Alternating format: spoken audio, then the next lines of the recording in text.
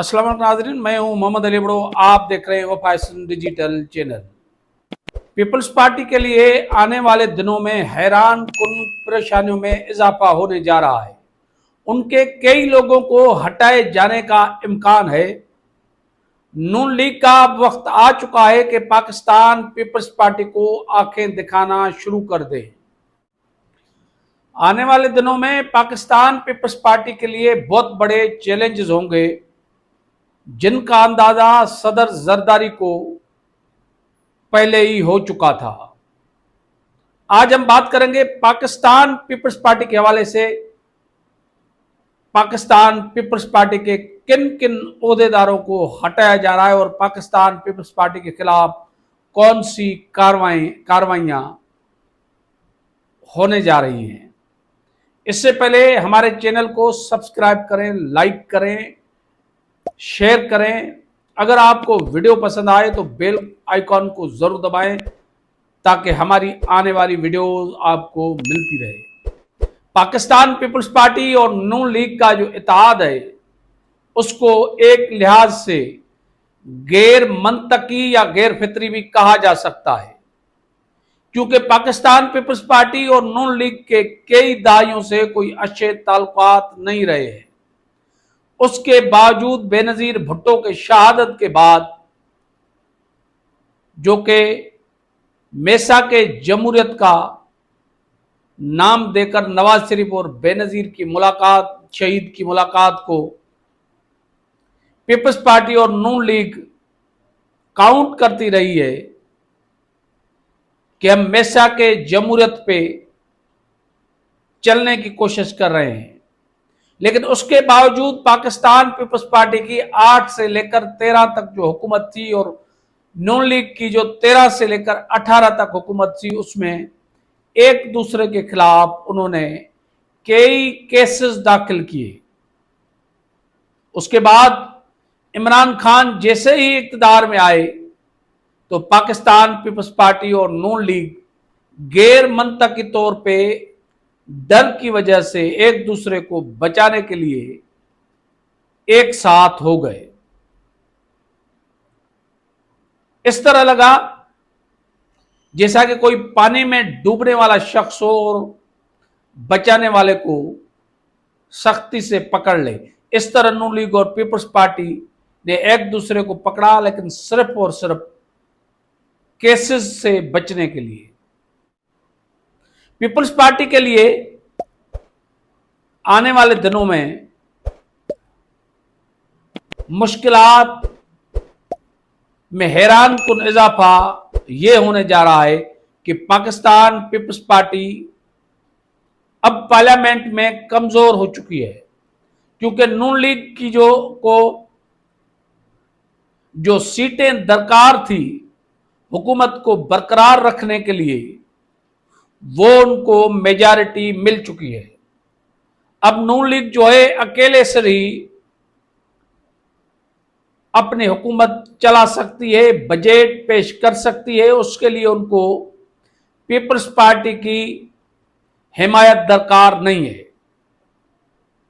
क्योंकि 2024 के इलेक्शन के बाद अजीब सी एक फिनोमेना थी। पॉलिटिकल इंजीनियरिंग करने वाले लोगों ने आस्ता आस्ता नून लीग को मेजॉरिटी देते गए। आखिरकार नून लीग को मेजॉरिटी मिल गई, क्योंकि पीटीआई के जो लोगों को नाअहल करार दिया गया था, वो सीटें भी कल परसों नून लीग को दी गई। पहले ही मखसूस सीटें तो उनको मिल चुकी थी, लेकिन अब जो है आखिरी जो सीटें उनको दरकार थी वो भी उनको मिल चुकी है। अब पाकिस्तान पीपल्स पार्टी का वो वजन नहीं रहा जो पाकिस्तान पीपल्स पार्टी बात करके मनवाती थी, क्योंकि सियासत में एक दूसरे की हम कितनी जरूरत है ये देखा जाता है। जराए ने दावा किया है कि पाकिस्तान पीपल्स पार्टी के खिलाफ आने वाले दिनों में नेब को और कई इदारों को एक्टिव किया जा रहा है। सिंध के अंदर 18 साल के अंदर जो अरबों रुपए की करप्शन हुई है वो सामने रखकर पीपल्स पार्टी को मजीद कमजोर करने की कोशिश की जाएगी। अब पाकिस्तान पीपल्स पार्टी के दिन आने वाले हैं इसलिए क्योंकि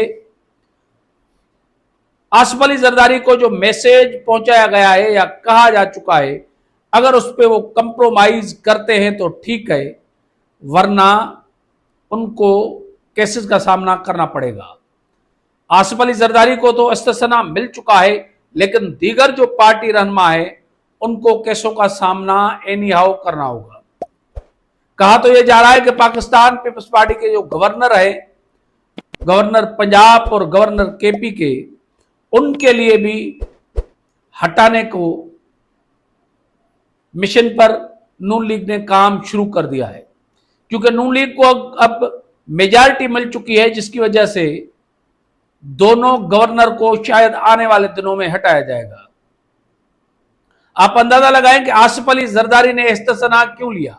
आसिफ अली जरदारी को ये अंदाजा था, उनसे बहुत सारी बातों पर इख्तलाफ किया जा सकता है, लेकिन पाकिस्तान की सियासत की नब्ज पर आसिफ अली जरदारी का हाथ होता है और नब्ज जानते हैं।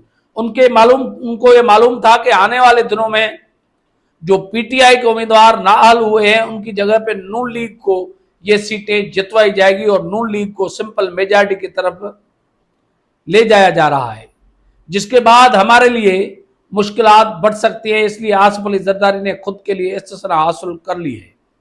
लेकिन पाकिस्तान पीपल्स पार्टी के कई ऐसे ओहदेदार हैं, कई ऐसे वजीर हैं, सवाए कुछ को छोड़कर उनके खिलाफ कार्रवाई होने जा रही है। आने वाले दिनों में बाकायदा इसका आगाज हो चुका होगा और सिंध में एहसाब 18, 19, 20 वाला नजर आएगा। आने वाले दिन पाकिस्तान पीपल्स पार्टी के लिए खतरनाक होंगे, क्योंकि नून लीग के लिए मशहूर है कि नून लीग जब मेजॉरिटी में होती है, जब पावर में होती है, तो उनके को एक सरिया होता है और वो इत्तेहादियों के साथ भी सख्त रवैया बरतने के माहिर रहे हैं। इसलिए जो नून लीग दिन चाह रही थी वो उसको मिल चुके हैं और पाकिस्तान पीपल्स पार्टी के खिलाफ आने वाले दिनों में बहुत ज्यादा कार्रवाइयां होने जा रही हैं। सबसे जो बड़ा इशू है वो 28वीं तरमीम थी, जिसकी वफाकी हुकूमत के कई वज़रा तरदीद कर चुके हैं कि 28वीं तरमीम नहीं आ रही है।